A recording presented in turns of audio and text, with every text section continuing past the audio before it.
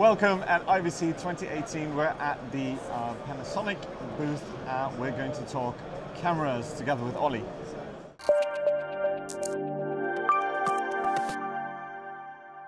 Red Shark at IBC 2018 is brought to you by Adobe!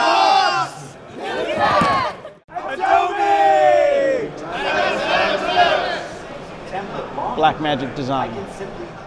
So, Ollie, can you tell me what you have on the stand, like maybe in general as well, because you've got different areas. Cool. You've got a lot of ground to cover. Yeah. We can't cover all the ground today, so can you just give me a brief overview of what you're offering? Yeah. So we've got 4 distinct areas on our booth. So starting on the P2 side, so E&G was P2 was a format that we started with, and it's very much on the news gathering side. So we still look after a lot of the major news agencies across the world, really.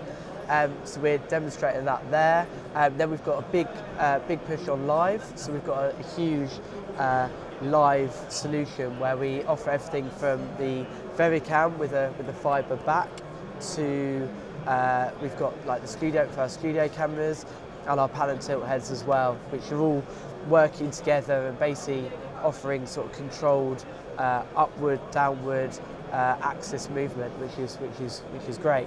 But in this area, we're focusing on our production side. So we've got the VeriCam line up here, and we've also got the EVAs. So with the VeriCam, we've recently had Crazy Rich Asians, which was shot on our VeriCam Pure by Vanya Sernil, and it's become a box office hit, which is great.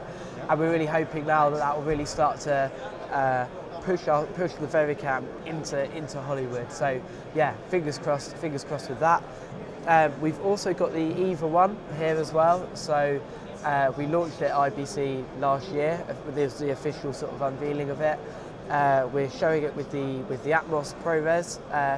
So ProRes RAW was launched at I think at Cinegear, I think it was, and it's basically, or it might be LAB, it might be NAB. Yeah, around that time. Yeah. And it basically it's going to really help push capturing raw content with the EVA 1 now. So rather than working on Cinema D&G, which is huge files and sort of big format, ProRes RAW is far more manageable and allows you to work in work with sort of less data rate. You can use existing infrastructure already, and that's really exciting. So we could do 5.7K RAW out with the EVA.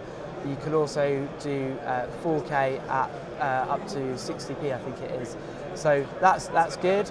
And then we've got the PL modification kit from Wooden Camera as well. So you can now take the EF mount off and replace it with a PL mount, and you can reverse it back as well. So that's really good as well. Is that something that your user base really asked you to go and do? Yeah, I think it's having the option to do it. I think because with the VeriCam LT, you had the EF and PL mount that you could adjust yourself. So I think a lot of customers have got used to that flexibility. So whilst it won't be a native mount, so you won't get all your metadata and everything out of it, you will be able to use PL glass now. So that's really good. Yeah. So how have the responses been? So the EVA 1 is now, it's 1 year. It's your 1 year anniversary. Yeah.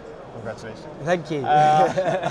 Like, how are the responses been? Like, what's your did you receive any feedback? Yeah. I mean, people that we recently run a competition, a Share Your Vision competition, and it's some of the entries for it are fantastic. I mean, some of them look like they've just been shot, even on the VeriCam. So that's been really nice to see, and seeing how operators are using it in a different way is cool.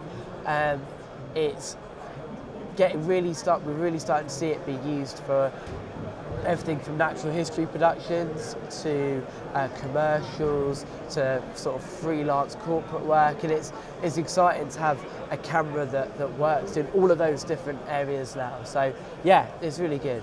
Great. Really good. And then the fibre back, you just mentioned it earlier.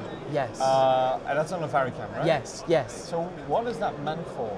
So it's for, we're seeing a trend in live OBs, a lot of live productions being shot as live, but with a often put through post-production. So in order to do that, you need a camera that has the fibre outputs and allows you to use shading and features that are found in studio or live system cameras, but on a large sensor camera. So the benefit of using the VariCam LT is that if you you could get a 4K raw signal out the DTS fibre back now, which is really cool.